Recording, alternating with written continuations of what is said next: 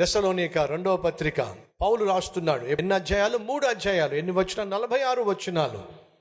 మొదటి అధ్యాయము ప్రియకుమారుని రాకడను గూర్చి, రెండవ అధ్యాయము నాశనపుత్రుని యొక్క రాకడను గూర్చి, మూడవ అధ్యాయము సమాధాన ప్రభు యొక్క కృపను గూర్చి రాశాడు. రెండవ తెస్సలోనిక పత్రికలో ప్రధానంగా తాను రాసింది ఏమిటంటే యేసుక్రీస్తు వస్తాడని చెప్పాడు. నిజమే. రెండవ తెస్సలోనిక రెండవ అధ్యాయము 3వ వచనం, మొదట భ్రష్టమును సంభవించి నాశన పాత్రుడగు పాప పురుషుడు బయలుపడితేనే గాని ఆ దినము రాదు. సహోదరులారా, ప్రభు దినము ఇప్పుడే వచ్చి ఉన్నట్టుగా ఆత్మ వలనైనను మాటల వలనైనను మా యొద్ద నుండి వచ్చినదని చెప్పిన పత్రికల వలనైనను ఎవ్వదు.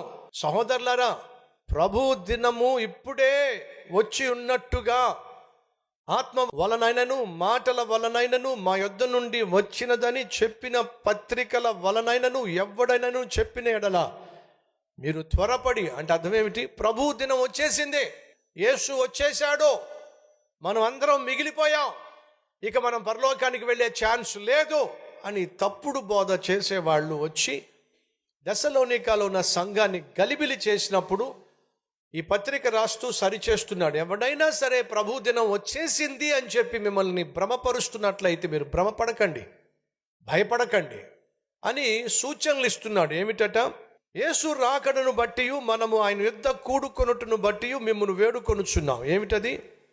మొదట భ్రష్టమైనది సంభవించి నాశన పాత్రుడగు పాప పురుషుడు బయలుపడితేనే గాని ఆ దినము రాదో. ఏది దేవుడు అనబడునో, ఏది పూజింపబడునో దాని అంతటిని ఎదిరించుచు, దానికంతటికి పైగా వాడు తన్ను తానే హెచ్చించుకొనుచు, తాను దేవుడునని తన్ను కనపరుచుకొనుచు దేవుని ఆలయములో కూర్చుండును గనుక ఏ విధముగానైనను ఎవడును మిమ్మును మోసపరచనివ్వకుడే. క్రీస్తు విరోధి వస్తాడో. ఎవరది? క్రీస్తు విరోధి వస్తాడో. వచ్చి తన్నును తాను దేవుడిగా కనపరుచుకునే ప్రయత్నం చేస్తాడు. ప్రజలందరూ కూడా తనను పూజించే విధంగా ప్రేరేపణ చేస్తాడు.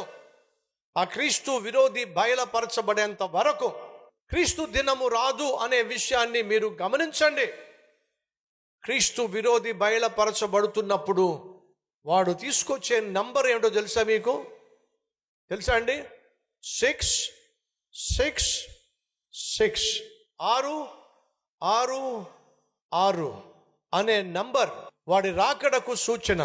తెస్సలోనికకు రాసినటువంటి రెండవ పత్రిక, యేసుక్రీస్తు వచ్చేసాడు, మనం అందరం విడవబడ్డాం, మనం పరలోకానికి వెళ్ళే ఛాన్స్ లేదనే తప్పుడు బోధ చేస్తున్నటువంటి వారిని ఖండిస్తూ మొదటి పత్రిక రాసిన సుమారు 6 నెలలకే మళ్ళీ వెంటనే ఈ పత్రిక రాసి వారికి పత్రికను పంపించాడు.